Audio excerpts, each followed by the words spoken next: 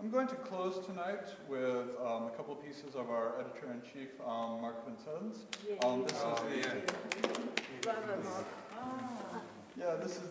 couldn't make it tonight. He's stuck in Zurich. This is the new book I've done with my unlikely stories, unlikely books. I make these things. It's great fun, and I was very privileged to publish this book by him. I'm sorry, there's not a title on it, is there? It's Gods of a Ransacked Century.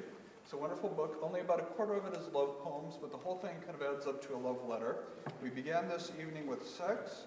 The difference, of course, being that sex is at least nominally about another person, and love requires no object at all.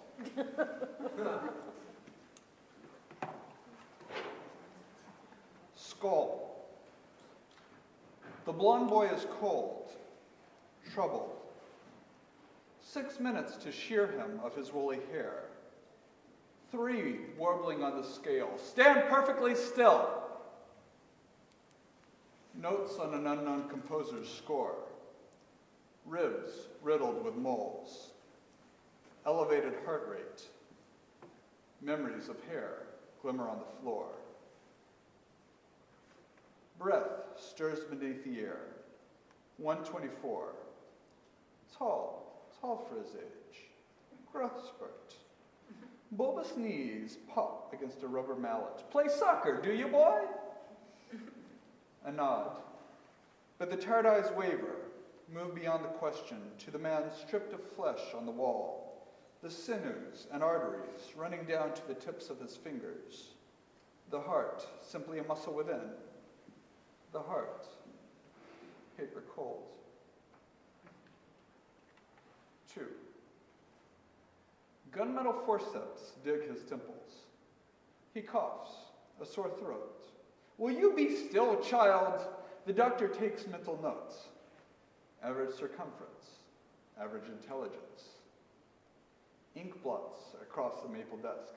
But there are other kinds of cleverness, the doctor says to himself, moving his fingers across the stubbled cranium, referring again to that white ceramic bust he so adores.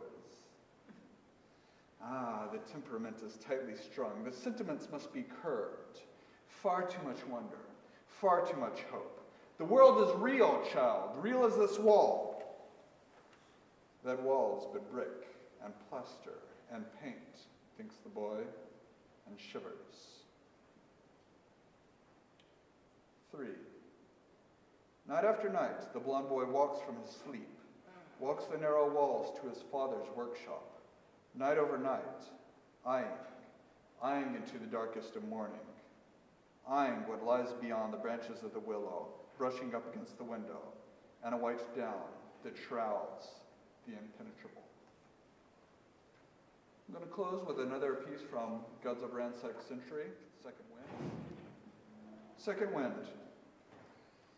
From a distance, distances seem promising. The probability of chance encounters, pivotal moments, of a one-way, the urge, the bow to break. So the impending doom of a one-way track may yet be diverted. No, in this era, you don't believe in anything remotely resembling love. Yet if you've gotten this far without, why strike now? But the urge remains. Legs call for grasses and inlines, eyes for mountains, forests, exotic fruit. When you reach this plain 3,000 meters above anything anyone might call civilized, in this very untouched, you palm it, like snatching a fly from the air. Alone, of course. No witnesses. No thoughts. No words. Well, actually, that's not quite true. Thank you.